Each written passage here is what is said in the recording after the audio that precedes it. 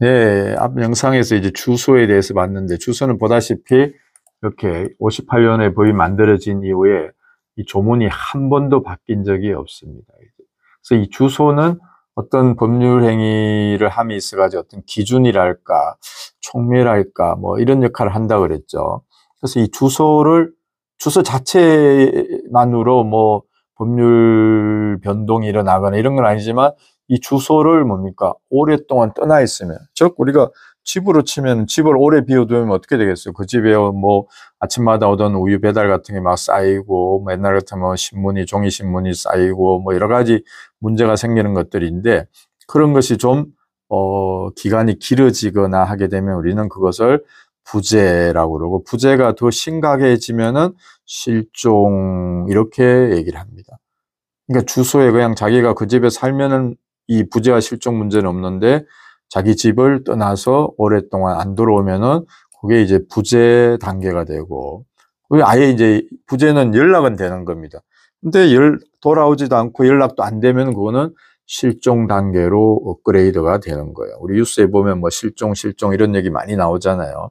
그럼 어떤 사람이 자기 집을 떠나서 오랫동안 안 돌아오면 아무 문제가 없을까? 예를 들어서 키우던 강아지 밥도 줘야 되고 말이야. 뭐 이런 여러 가지 문제가 있고, 또 불 켜놓고 갔으면 밤 되면은 불 켜도 되지만 낮에는 불 꺼야 되는 것들이고, 뭐 전기세도 내야 되고 수도세도 내야 되고, 뭐 여러 가지 상황이 있을 수가 있잖아요. 뭐 자동이차 하는 경우는 문제가 안 되겠지만은.